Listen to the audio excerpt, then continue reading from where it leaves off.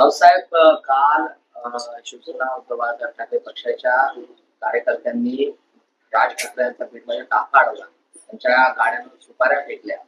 काय यामागची भावना आहे? बघा, एकतर तुमची माहिती चुकीची आहे. मनसेचे प्रमुख राज ठाकरे यांच्या गाडीवर काही लोकांनी सुपाऱ्या फेकल्या. त्या शिवसेनेचे पदाधिकारी असू शकतात, पण त्याचा शिवसेनेचा पक्ष म्हणून संबंध नाही त्या आंदोलनाशी. आमच्या माहितीप्रमाणे ते आंदोलन मराठा कार्यकर्त्यांचं होतं आरक्षणासंदर्भात.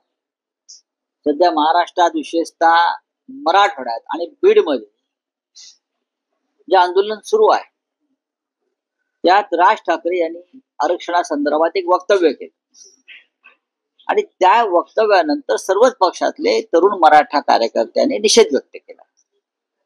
सगळ्याच पक्षात मनसेचेही लोक असू शकतात, कारण हे जे आंदोलन आहे मराठा आरक्षणासंदर्भात हे पक्षविरहित आहे. जेव्हा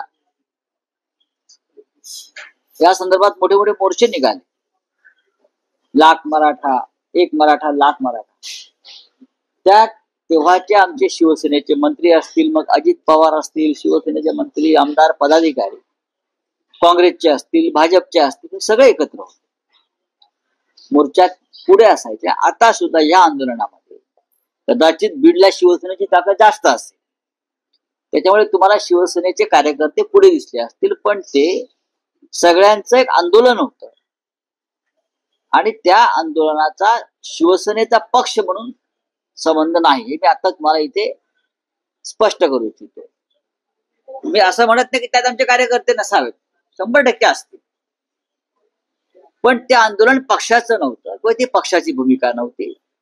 त्यात सर्वच पक्षाचे प्रमुख लोक त्यात उपस्थित होते.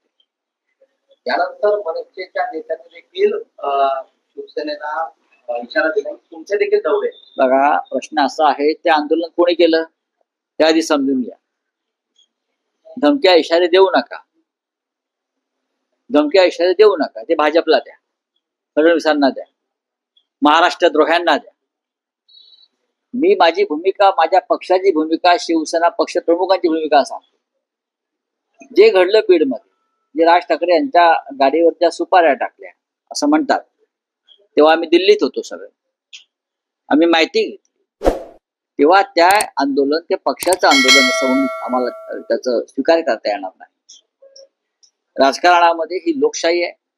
लोकशाहीमध्ये प्रत्येकाला आपल्या भूमिका मांडण्याचा अधिकार आहे आणि त्या भूमिकांना जर कोणाचा विरोध असेल तर निषेध करण्याचा अधिकार.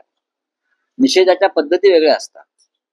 महाराष्ट्रातलं वातावरण ज्या पद्धतीने बिघडलं जातंय किंवा बिघडवलं जात आहे ते पाहता भविष्यामध्ये सर्वच राजकीय पक्षांनी या विषयावर संयम पाळणं गरजेचं आहे. CEN न्यूज, देश प्रदेश की ताजा तरीन खबरों के लिए CEN न्यूज को सब्सक्राइब करें और रहें पल पल की खबर से हर पल बाखबर.